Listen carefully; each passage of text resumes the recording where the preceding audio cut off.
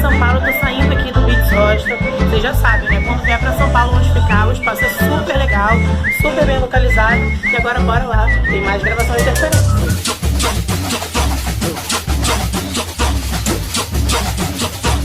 Gente, ó, hoje uma honra receber aqui Leonardo Dá, essa pessoa treteira do Twitter, né? A gente já gosta do negócio, então tinha que estar aqui.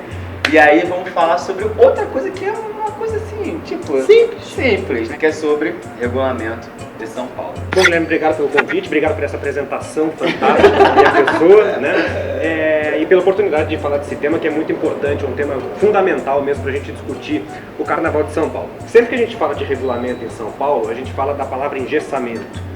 É uma reclamação muito comum. E eu acho que essa é uma característica muito própria, não do Carnaval de São Paulo, mas sim da cidade de São Paulo. A cidade de São Paulo é uma cidade muito técnica, muito objetiva. A gente não é muito ligado à subjetividade. E isso se reflete no julgamento do Carnaval, na minha opinião. Se você não fizer um regulamento onde está tudo muito escrito, muito delimitado, muito claro para quem for julgar, o negócio não vai andar. Na minha opinião, o Carnaval de São Paulo ele passou por um processo nos últimos 20 anos, mais ou menos, onde ele deixou de ser um desfile de escola de samba em São Paulo para ser São Paulo no desfile de escola de samba. O que eu quero dizer com isso? Se você pegar o Carnaval de São Paulo 25 anos atrás, você ia ver uma miniatura do desfile do Rio de Janeiro. Era um carnaval pé no chão, samba, igual lá no Rio, com menos gente, menos escola, menos público, menos dinheiro. E nesses 20 e tantos anos, houve um processo onde hoje você tem um carnaval com um tamanho muito próximo ao Carnaval do Rio. Você tem escolas aqui desfilando com 3.000, 3.500 componentes igual no Rio, 65 minutos contra 75 no Rio, 5 alegorias contra 6 no Rio, mas que mudou a sua concepção artística. Virou um carnaval mecânico, um carnaval industrial. As escolas elas desfilam como se elas fossem máquinas mesmo. Mexe para cima para lá, mexe para cima para cá, tudo muito bem ensaiado, coreografado e técnico. E acho que o julgamento acaba seguindo muito isso. O desfile ficou pasteurizado. Você vê 14 vezes a mesma coisa de uma maneira muito mecânica. Eu acho que assim, a impressão que eu tenho de assistindo é que parece que as escolas, elas não inovam assim. Você vê que assim, um termo que eu ouvi muito aqui esse ano cobrindo o Carnaval e que me incomodou, principalmente quando passou o Império de Casa Verde, que uma pessoa do meu lado assistindo também falou assim, estão querendo transformar o Carnaval de São Paulo no Paulo Barros, que era por acaso daquele efeito que tinha na comissão de frente, do cara que cortava a cabeça. Gente, aquilo é o máximo. Então assim, e por que Paulo Barros tem que ser um exemplo mal visto? Só porque o cara inovou, assim, eu acho que falta isso aqui em São Paulo, um carnavalesco que inove e uma escola que peite também isso, tipo, vou inovar e ponto. Só que ao mesmo tempo vou inovar e ponto, e como que vou inovar batendo de frente com um regulamento que não permite uma inovação. Não, e tem que ver também, porque assim, como ele falou, né, o carnaval cresceu e foi se habituando à realidade de como são os paulistas, né? Tem que ver se os paulistas querem inovar, porque a gente vem com uma imagem do que a gente está acostumado no Rio e talvez eles não queiram, talvez não esteja acontecendo todas essas mudanças, porque não queiram, ou até mesmo que um queira e esse não vai ser bem interpretado. Deixa eu só falar uma coisa, por exemplo, se você for ver enquete, coisa de especialista, tudo depois do Carnaval, tudo tinha Império de Casa Verde dando como se fosse uma postulante a campeã ou a campeã. E ela nem voltou nas campeãs. Então, é que aí tem um negócio muito curioso, né? A Império de Casa Verde perdeu 2 décimos, eu acho, na apuração. E foi parar em 6º lugar. Porque nem os jurados estão conseguindo diferenciar uma escola da outra mais. Eles estão dando 10 para todo mundo porque elas são realmente iguais. É igual, Ficou muito difícil você diferenciar. Então é difícil você comprar essa briga também. O Jorge Freitas, ele inova, mas ele tem essa característica também de transformar o componente numa máquina. E aí é engraçado porque eu me lembro que no ano passado eu ouvi a Mancha Verde, a gente ia nos ensaios e o presidente falava assim, eu quero componentes soltos, eu quero componentes brincando o carnaval. Só que ele tem um investimento alto que precisa dar resultado. Então no ano seguinte ele já traz o Jorge Freitas, e aí toma um bracinho mexendo para um lado para o outro, de acordo com o verso do samba. É complicado bancar a inovação, porque o carnaval tem hora marcada e acontece todo ano e você precisa do resultado. Ainda mais no carnaval aqui, em que você não para na frente do jurado para fazer a coreografia. É isso. Então você tem que ir técnico o desfile inteiro. E onde você não tem nem a proteção que você tem no Rio contra o rebaixamento, por exemplo.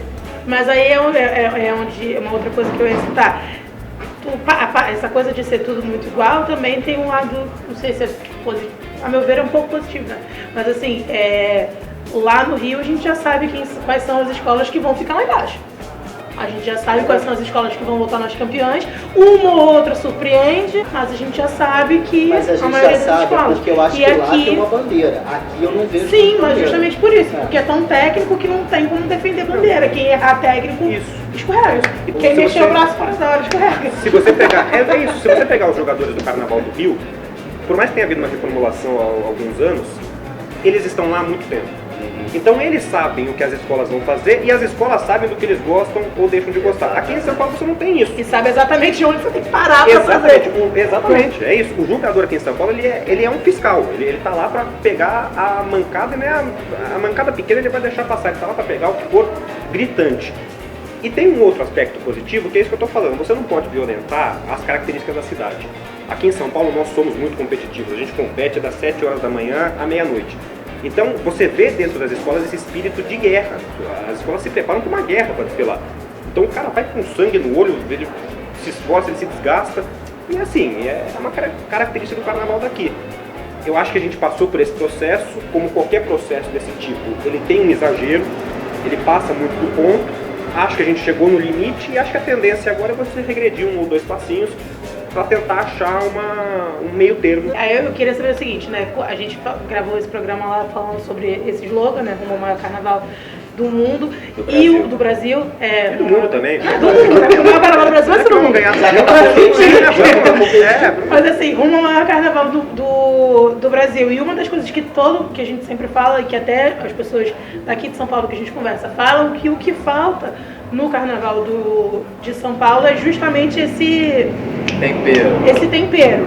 Como fazer isso, trazer esse tempero sem tirar esse lado técnico, que é importante, como você disse, para os componentes, para a cidade. Assim. Eu até brinquei depois do carnaval, que eu falei que realmente o carnaval de São Paulo é o maior carnaval do Brasil, porque um carnaval onde 4 escolas são perfeitas, isso aí é um espetáculo mesmo. Porque a gente tem esse problema, a gente não conseguiu encontrar em São Paulo um equilíbrio entre o lado técnico e o lado artístico. A gente, para conseguir fortalecer o lado técnico, a gente violentou a arte. Então você passa a investir naquela parceria que faz aquele mesmo samba todo ano, aquele samba redondinho, de melodia fácil, fácil de harmonia, equivalente descritiva, e às vezes você joga fora um samba que vai te dar um pouco mais de trabalho, entre aspas, para harmonia e mas que seja poderia ser um sambão aí pro Brasil inteiro cantando. Acho que o caminho é, primeiro, ter um julgamento que saiba diferenciar uma coisa da outra. Porque tendo um julgamento que vai diferenciar uma coisa da outra, você vai privilegiar no resultado escolas que partam para esse caminho mais artístico. E a gente sabe que o que dita a tendência é o resultado. O pessoal começou a mexer o bracinho, vai insistir nisso, quando o Jorge Freitas começou a botar todo mundo para mexer o bracinho e começou a ficar sempre em primeiro ou segundo lugar. O pessoal passou a virar uma máquina de desfilar quando a mocidade começou a ganhar título no sim e no não, desfilando desse jeito. Como lá no Rio também, o pessoal começou a inovar depois de provar todo mundo entra pelo resultado, é isso. Eu acho que esse papel é das escolas de ponta. Aquelas que têm uma margem um pouquinho maior para errar. Vamos inovar, vamos arriscar. Se você tem um ano que você tem um pouquinho menos de investimento, que você sabe que você está partindo um pouco atrás das outras, inova. Então não tem muito o que perder mesmo. Entendeu?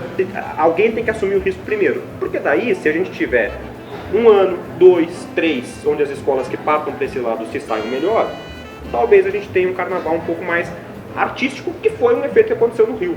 Vocês lá no Rio passaram por uma crise bravíssima em enredo e samba há 10, 15 anos.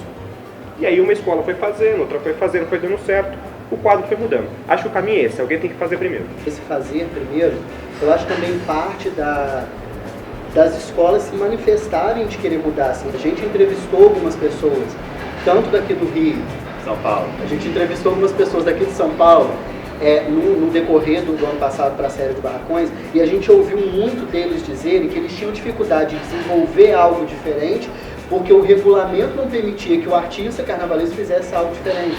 Inclusive, a gente teve alguns exemplos de alguns pontos que foram tirados de coisas assim, que eles achavam que eram coisas bobas. Assim.